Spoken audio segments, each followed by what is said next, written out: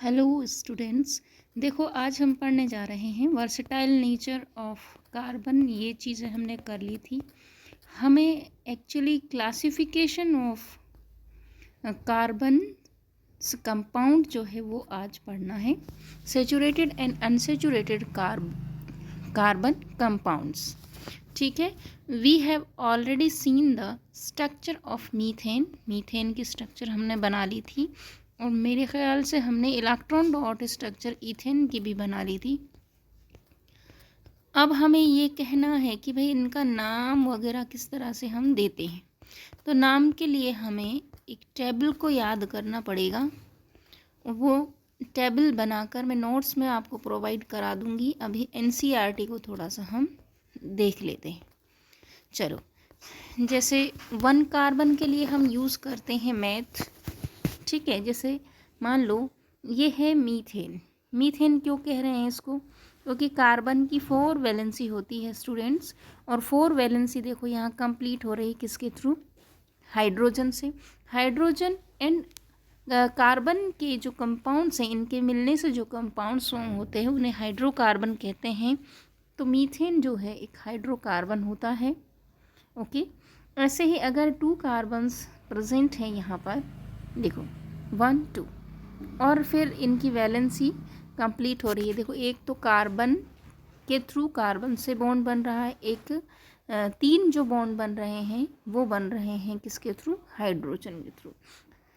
तो इस तरह से इसे हम कहेंगे ईथेन। प्रोपेन में 3 कार्बन्स यहाँ पर प्रेजेंट होंगे, 1 2 एंड 3, एंड वैलेंसी जितनी भी है 2। देखो, इस बीच वाले कार्बन को देखें, मिड वाले को, यहाँ पर 2 वैलेंसी कंप्लीट हो रही हैं हाइड्रोजन के थ्रू, और 2 वैलेंसी इसकी कंप्लीट हो रही हैं दोनों कार्बन के थ्रू। तो इस तरह से इसकी चारों वैलेंसीज क्या हो रही हैं? कंप्लीट हो रही हैं। अब हम कहें ब्यूटेन। ब्यूट कहते हैं 4 कार्बन के लिए। ब्यूट किसके लिए लिखते हैं बच्चों? 4 कार्बन के लिए। देखो, जैसे हम इसे देखें यहाँ पर जो फॉर्मूला है C4H10 है। 1 2 3 4 कार्बन के लिए हम ब्यूट का यूज़ करते हैं, और यहाँ पर सिंगल बॉन्ड है सारे के सारे, तो हम ब्यूटेन इसे कह रहे हैं। इसी तरह से सिमिलरली पेंटेन, दैट मीन्स यहाँ पर 5 कार्बन्स प्रेजेंट होंगे, 1 2 3 4 5, राइट। तो इसके लिए आपको वो छोटा सा टेबल है वो याद करना पड़ेगा, लर्न करना पड़ेगा कि 1 कार्बन 2 कार्बन 3 कार्बन इन सबको क्या बोला जाता है। हम एनसीईआरटी हमारी जैसे ही कंप्लीट होती है, देन हम प्रैक्टिस और इनका जो मेन इंपॉर्टेंट चीज़ें हैं, जैसे कि नोमेनक्लेचर किस तरह से करते हैं, क्लासिफिकेशन किस तरह से करते हैं। ठीक है, चलो देखो, हाइड्रोकार्बन्स को हमने 2 कैटेगरीज में बांटा हुआ है। एक तो ऐसे का हाइड्रोकार्बन जो एलिफेटिक होते हैं, एलिफेटिक, राइट। एलिफेटिक का मतलब है जिसमें ऐसे, मतलब कोई साइकिल नहीं बनती हो, चेन हो, लंबी लंबी चेन्स। ठीक है। और एक होते हैं एरोमेटिक। एरोमेटिक जो होंगे उनमें साइकिल बनेगी। ठीक है, उनमें साइकिल बनेगी। अब एलिफेटिक को भी फर्दर 3 कैटेगरीज के अंदर हमने डिवाइड किया है। जिनके अंदर सिंगल बॉन्ड हो उन्हें तो एल्केन कहते हैं। जिनके कार्बन कार्बन के बीच में डबल बॉन्ड प्रेजेंट हो उन्हें एल्कीन कहते हैं। अगर डबल बॉन्ड की जगह ट्रिपल बॉन्ड भी अगर मौजूद है तो उन्हें फिर एल्काइन्स हम कहेंगे। ये एलिफेटिक होते हैं, यानी कि इनके अंदर साइकिल प्रेजेंट नहीं होती है। साइकिल का मतलब कि कार्बन आपस में इस तरह से जुड़कर एक साइकिल फॉर्म कर लें। तो यहाँ पर एलिफेटिक के अंदर वो साइकिल प्रेजेंट नहीं होती है। आगे देखते हैं। यहाँ पर देखो, ये सीधी सीधी सी श्रृंखला है, सीधी सीधी सी चेन है यहाँ पर, लेकिन एक कार्बन से 2 चेन जुड़ गई है, तो ये ब्रांच्ड है। एंड देन ये नॉर्मल है, नॉर्मल चेन है, और ये ब्रांच्ड है। तो इस तरह से भी ये हो सकते हैं, मिल सकते हैं। तो ब्रांच्ड के लिए किस तरह से नोमेनक्लेचर करते हैं, नाम किस तरह से लिखते हैं IUPAC सिस्टम के अकॉर्डिंग, और नॉर्मल के लिए किस तरह से हम लिखते हैं, ये सारी चीज़ें मैं विद ट्रिक आपको समझाऊंगी नोट्स के अंदर। लेकिन अभी हम कंप्लीट कर रहे हैं हमारी NCERT बुक को, ठीक है, chapter number 4 carbon and it's compounds को। चलो देखो, साइक्लिक का मतलब है कार्बन, कार्बन से हम जानते हैं एक बॉन्ड फॉर्म करता है। देखो बच्चों, ये बॉन्ड कोई इस तरह की लाइन नहीं होती, ये सिर्फ हमने हमारी सुविधा के लिए कि बॉन्ड को इस तरह से लिंक करके हमने दिखा रखा है। ये एक अट्रैक्शन होता है, एक अट्रैक्शन फोर्स से, उस फोर्स के थ्रू कार्बन कार्बन से जुड़ा हुआ होता है या फिर किसी अदर एटम से जुड़ा हुआ होता है, ठीक है। तो अट्रैक्शन इतना ज़्यादा होता है कि उसको तोड़ना बेहद मुश्किल होता है। तो इस बॉन्ड को हम लोगों ने हमारी सुविधा के अकॉर्डिंग एक डैश के थ्रू दिखाया हुआ है, ठीक है। चलो आगे बढ़ते हैं। अगर ये साइक्लिक फॉर्म में है, दैट इज साइक्लिक हाइड्रोकार्बन, क्या होते हैं ये साइक्लिक हाइड्रोकार्बन। अगर हाइड्रोकार्बन के अंदर एक साइकिल में 6 एटम कार्बन के प्रेजेंट हैं, दैट मीन्स उसे हम कहेंगे साइक्लोहेक्सेन। क्या कहेंगे उसे? साइक्लोहेक्सेन। अगर इस तरह से 5 कार्बन की यहाँ पर रिंग बन रही है, दैट मीन्स इसे हम कहेंगे साइक्लोपेंटेन। क्या कहेंगे इसे? साइक्लोपेंटेन। सिमिलरली अगर 3 कार्बन्स की कोई ऐसी साइकिल बन रही है इस तरह से, ये इस तरह से तीनों कार्बन एक दूसरे से कनेक्ट हैं, तो इसे हम कहेंगे साइक्लोप्रोपेन। क्या कहेंगे इसे हम? Cyclopropane, right. तो मतलब कहने का ये है 6 की बन सकती है, 7 की बन सकती है, 8 की बन सकती है, ठीक है। तो साइकिल बनना साइक्लो हाइड्रोकार्बन कहलाते हैं, दैट मीन्स साइक्लिक हाइड्रोकार्बन कहलाते हैं। इन्हें हम सिंपली इस तरह से लिखते हैं, लेकिन इन्हें हम यूं भी लिख सकते हैं। इस कॉर्नर का, इसमें 6 कॉर्नर हैं, दैट मीन्स 6 कार्बन है, तो हम इन्हें यूं भी रिप्रेजेंट कर सकते हैं, राइट। और अगर इनके बीच में डबल बॉन्ड प्रेजेंट हो तो ये साइक्लो एल्कीन हो जाएंगी।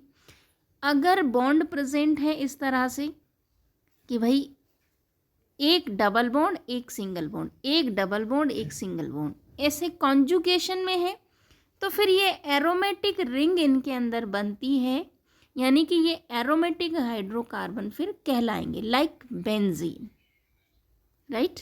चलो आगे बढ़ते हैं। देखो बेंजीन का एग्जाम्पल हमने लिया, एक डबल बॉन्ड फिर सिंगल बॉन्ड, एक डबल बॉन्ड फिर सिंगल बॉन्ड, फिर डबल बॉन्ड फिर सिंगल बॉन्ड, दैट मीन्स ये इसे कहते हैं कंजुगेशन। इसे क्या कहते हैं? कंजुगेशन। मतलब एक डबल बॉन्ड एक सिंगल बॉन्ड, एक डबल बॉन्ड एक सिंगल बॉन्ड, इस तरह से ये प्रेजेंट हैं। इसका मतलब यहाँ पर रेजोनेंस होता है, और रेजोनेंस क्या है वो 10th लेवल पर आपको इतना नहीं जाना, वो सिर्फ ये कहना है कि अगर एक बॉन्ड डबल हो फिर सिंगल हो फिर डबल हो फिर सिंगल हो, तो ऐसे कंपाउंड्स क्या कहलाते हैं? एरोमेटिक कंपाउंड कहलाते हैं, जैसे कि बेंजीन। इसे हम अनसेचुरेटेड हाइड्रोकार्बन भी कह सकते हैं, बिकॉज मैंने बताया था डबल बॉन्ड ट्रिपल बॉन्ड, इन्हें हम अनसेचुरेटेड हाइड्रोकार्बन के नाम से जानते हैं, जहाँ डबल बॉन्ड प्रेजेंट हो और क्या प्रेजेंट हो? Triple bond.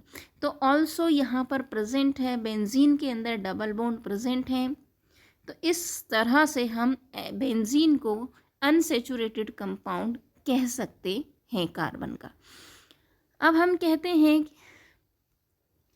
अब हम आगे चलते हैं। देखो कार्बन से अगर ऑक्सीजन भी जुड़ा हुआ हो, और कार्बन से क्लोरीन, ब्रोमीन, आयोडीन, फ्लोरीन, ये सब चीज़ें जुड़कर एक कंपाउंड अगर फॉर्म हो गया हो, तो इन चीज़ों को हम इन सब चीज़ों को हम इस तरह से क्या करते हैं, वहाँ पर हाईलाइट करके दिखाते हैं।